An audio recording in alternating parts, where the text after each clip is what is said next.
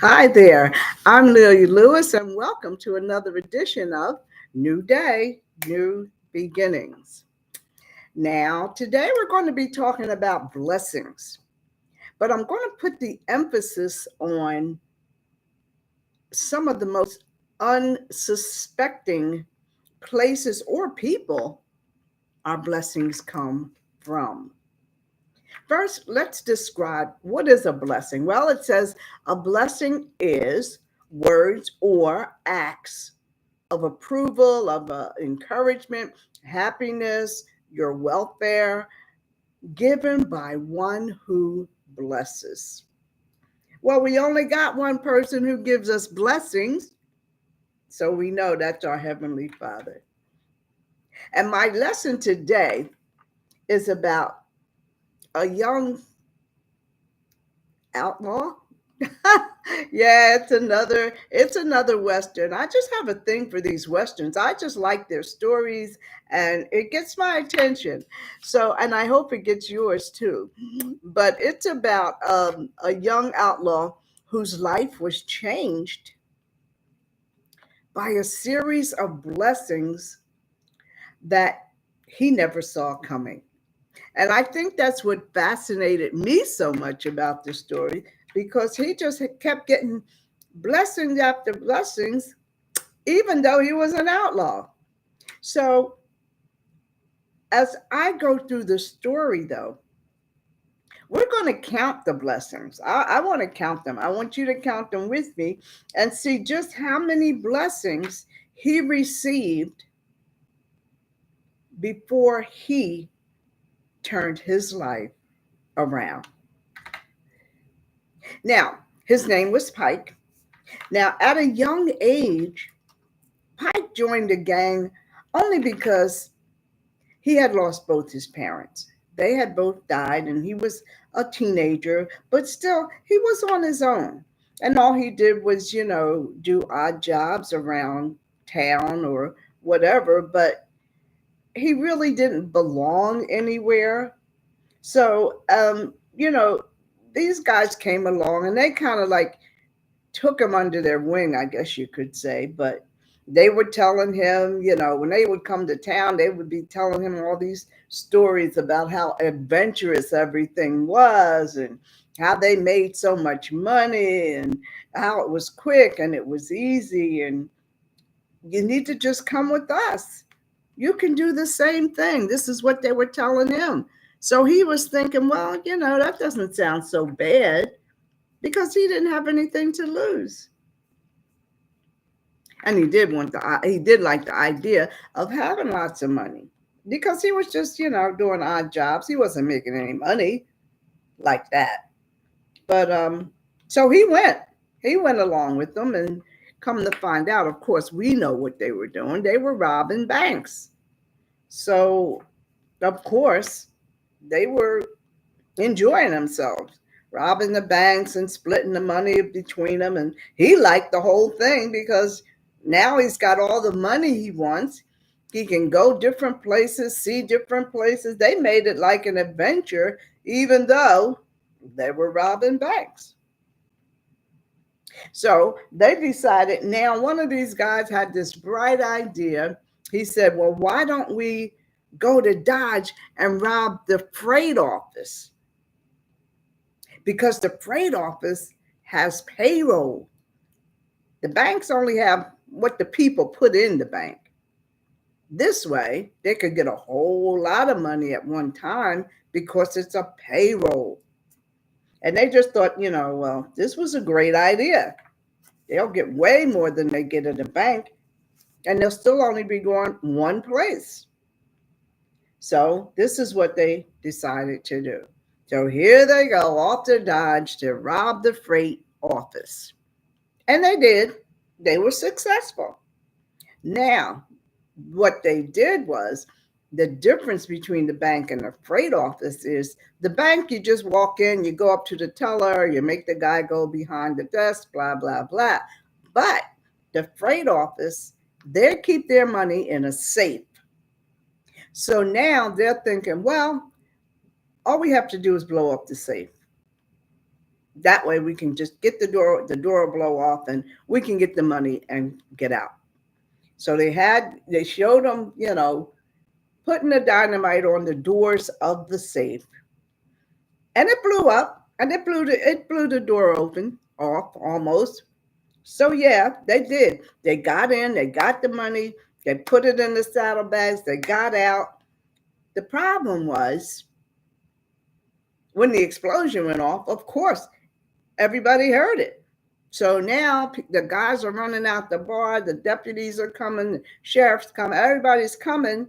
They're on their horses now. They got the money and they're getting out of town. But they're shooting at them as they're going out of town. And he got shot. Pike got shot. He was the one that got shot. And it was a severe wound because he could hardly ride. It was right up here.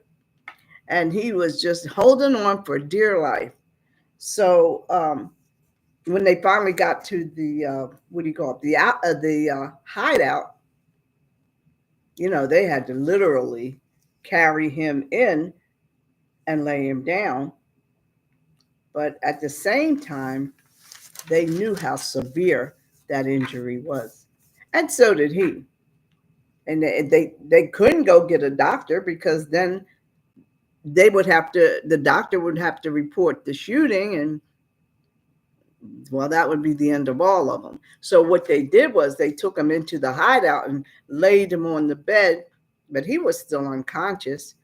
But he was losing a lot of blood, and they're over there at the table, taking the money out and counting it. And one guy says, "Well, you know what? Why don't we just why don't we just divide it three ways? Because he's gonna die anyway. We don't have a doctor here. We can't do nothing for him. He'll be dead by tomorrow." And they're looking at each other like, yeah, well, that's true too. What are we going to do? That was the plan. Now, I say all that. Now I'm going to ask you, I don't know how many of you have seen any of my previous lessons, but this brought back to my mind the lesson we had where it said friend or foe. And we described what a friend was, which they were until he got shot. Now, the next lesson we had was friend turn foe. Now they're in that position. They're turning to be his foe. Why? Because he's an inconvenience. He can't ride. Well, let's just pack up and go, and we'll just split the money three ways. This is now their plan. But they were so busy being caught up in splitting the money, they didn't realize he had come to.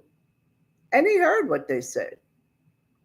So while they were counting out the money, he had pulled his gun and he had got himself up on the side of the bed and he aimed his gun over there to them at the table. And he said, "Put your guns on the table." Well, they turned around and looked. It's like, oh my gosh, he's up. He's standing now. He's getting up. He's standing up. He's a little bent over, but they could tell they better not move. So they had to put their guns on the table. And then he said, and put that money in the saddlebags. Put it back in the saddlebags. So now he's on his feet. Now go over and face the wall. Put your hands on the wall like this over there so he can come to the table while they're all facing the wall. So he manages to get over to the table. He gets their guns and he gets the saddlebags. So he just backs out the door. So they have to stay against the wall. So when he gets out the door, he gets on the horse, but he also runs their horses off. So he gets on the horse, he rides off, They come running to the door, but they don't have any guns. And then now they don't have any horses. So he does get away with the money. Now there's no way they can follow him. So he just rides as long as he can. But he did manage to escape from them. But after he rode for miles and miles with the bullet in him and the loss of blood, he was just exhausted. And actually he got became unconscious and he fell off the horse by the roadside. Now, blessing number one was the fact that he got away and he's still alive. That's the first blessing. And the first thing that crossed my mind was I wonder what God has in store for him.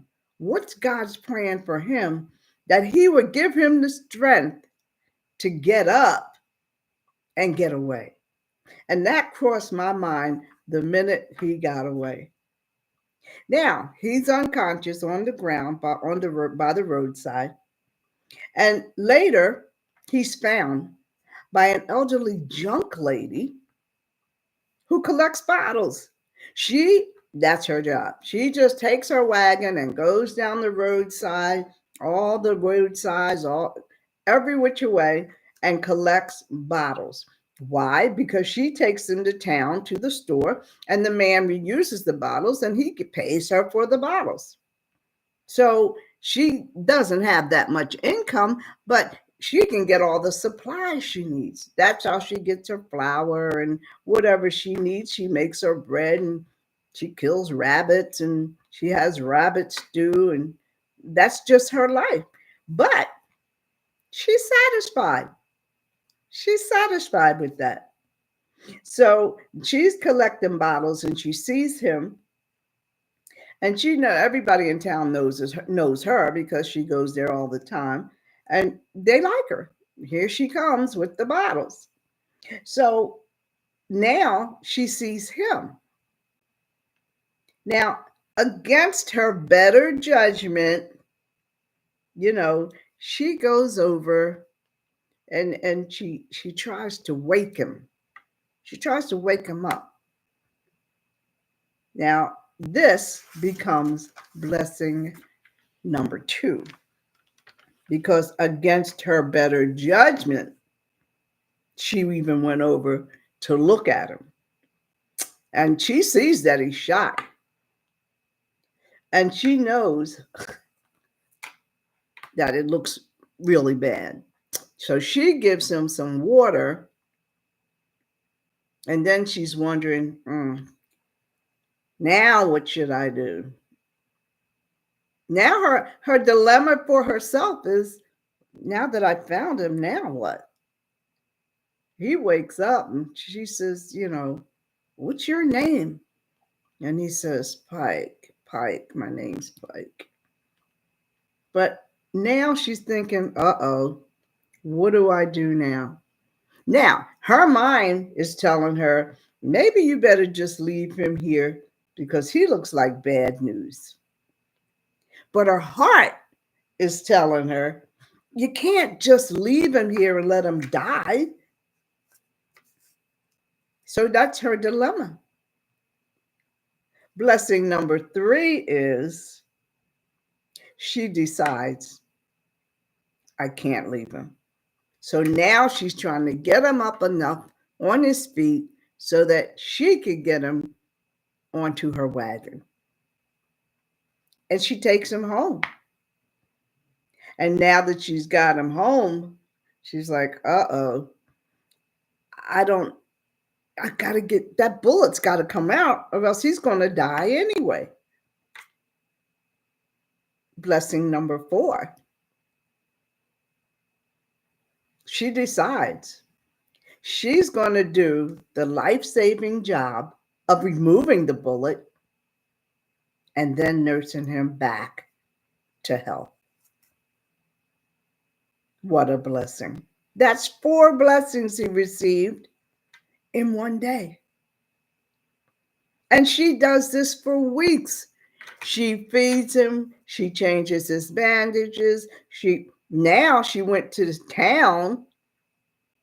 She even went to town because she could see he was in so much pain, but she had nothing there to give him. So she goes to town and makes pretend she's sick.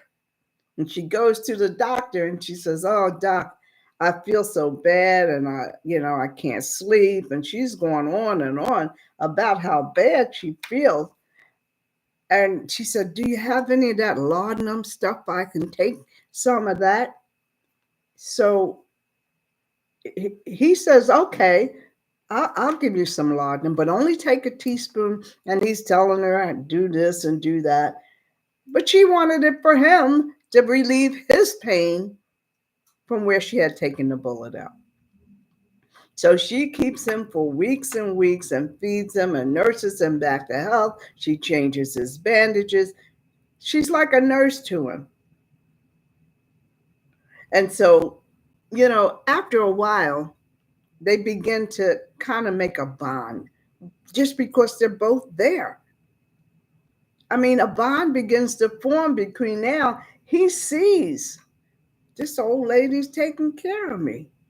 He said, because he asked her what happened with the bullet.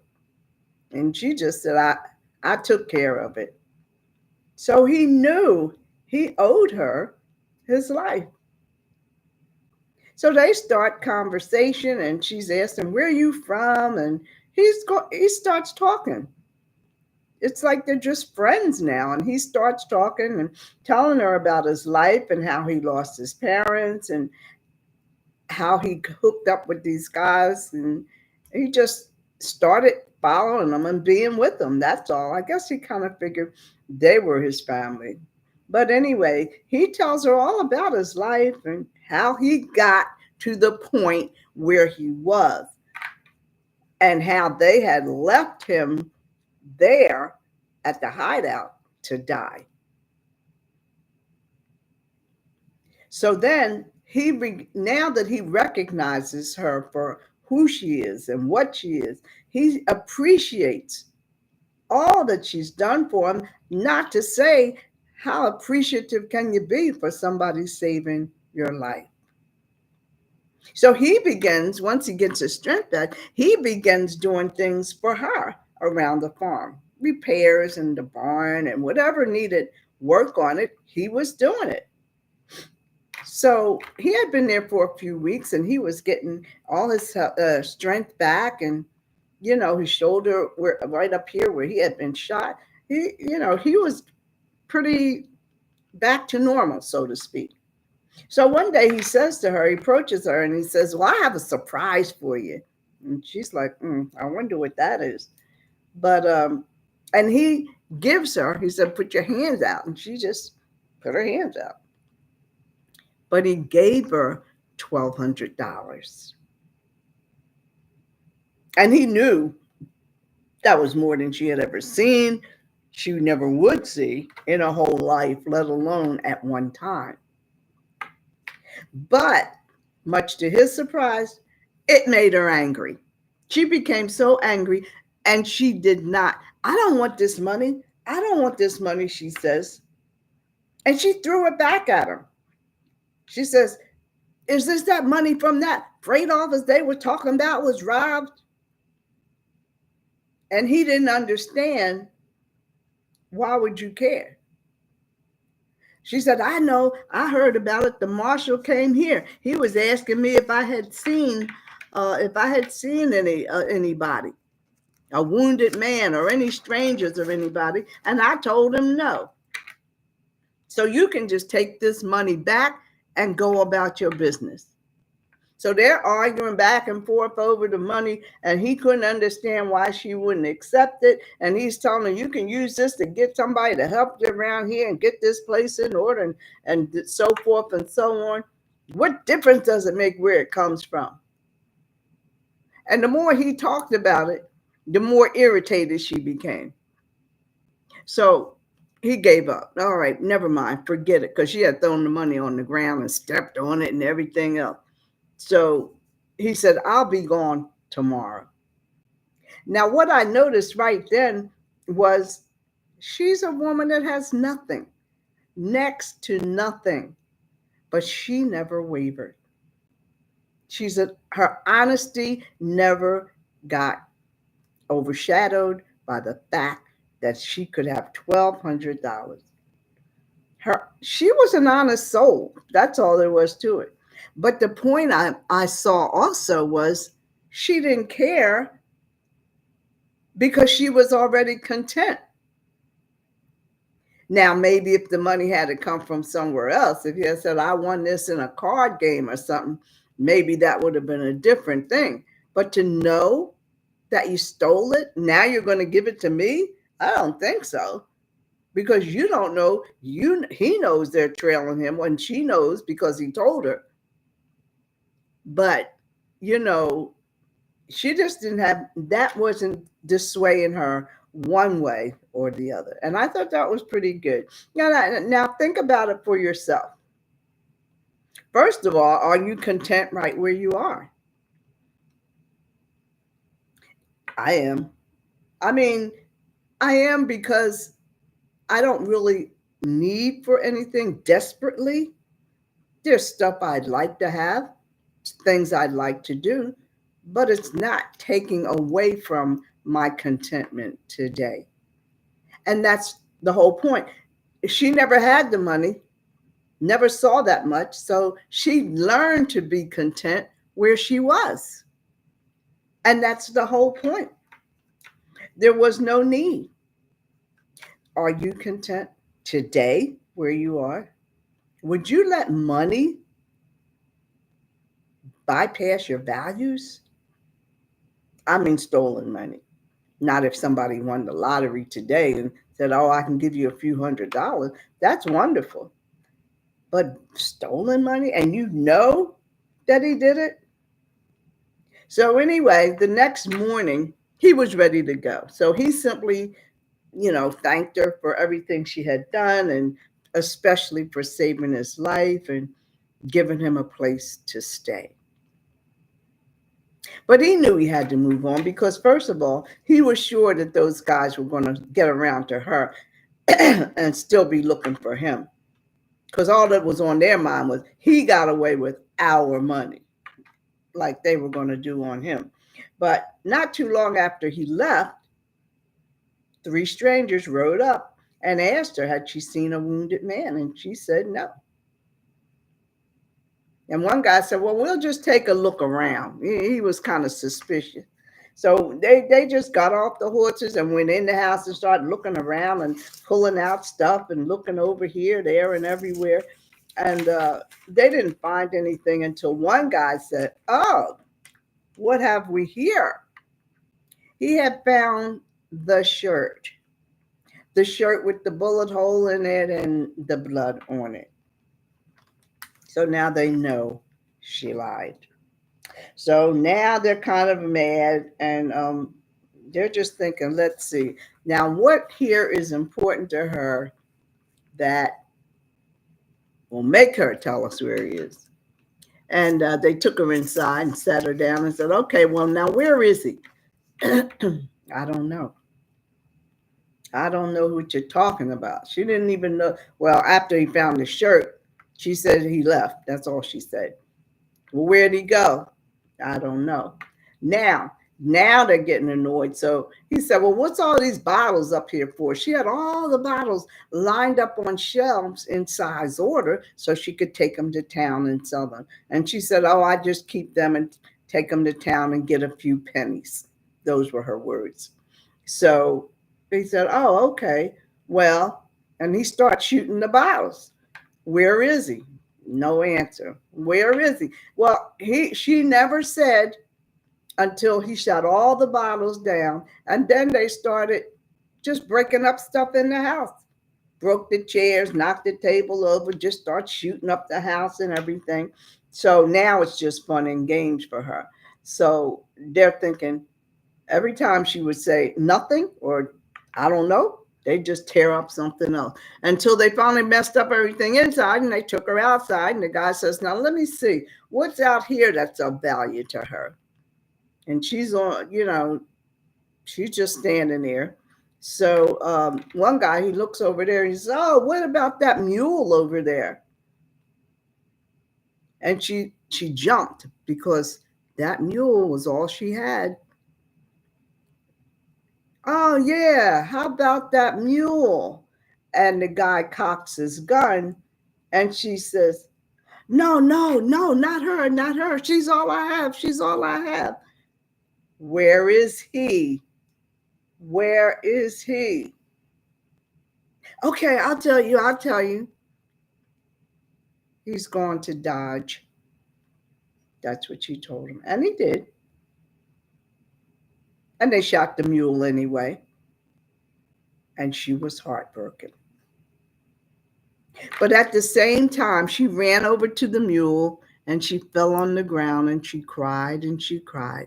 But she didn't know that Pike had heard all those other gunshots. He wasn't that far away. He heard all the gunshots and knew it was coming from her direction, and he was already coming back. So he came around the back way and walked up on them and from behind and said, "Here I am." And one guy spun around. Well, he went to reach for his gun, but Pike shot him. And at the same time, the marshal had been in town and saw a poster with all their pictures on it. And he was coming back to her anyway to ask her about it. Did she recognize any of them? So he came around from another side and he shot the other guy in the hand. And of course, the third guy, he just gave up because he knew it was no point. So Pike ran over to check on her with the mule, but he said she was saying how long she and the mule have been together all their lives and blah blah blah. And he said, "Well, let's see what the doctor says." But blessing number 5 was the doctor did remove the bullet, and he said that the mule would be fine. Now, as far as Pike was concerned, he still had to, he turned the money over to the marshal because she talked him into giving himself up once he came back. And the marshal had to take him nevertheless because he still had to answer for the things he had done. But blessing number 6 was the marshal said, "Well, since you've turned in the money to me and you're coming back with me to face your charges, I'll give you a good recommendation to the judge. And that might get you maybe 2 or 3 years." And he agreed. He agreed. And when he did agree, the old woman said, "Well, when you get out and you want a place to call home, come on back." And he simply said, "Oh, don't worry, old woman. I'll be back." Blessing number 7 was God brought 2 people together from 2 different worlds, yet each brought peace to the other. Her heart, her kind heart, softened his hard heart. She gave him contentment, knowing he would never have to run again. But he gave her something and someone to look forward to. God gave them a bond, I'm sure, that will not be broken. And the moral of the story is our lives can be changed at any time in ways we least expect. Here, 7 blessings were given in a matter of weeks. God doesn't always give us a heads up for good surprises or bad. Our job is to trust Him because He has the best plan for our life. Have you counted your blessings lately? Do it. And my closing words for today are don't get stuck in the past because then you'll have no future. And your future can come from the blessings of God. And until next week, I'm Lelia Lewis. Thanks for joining me.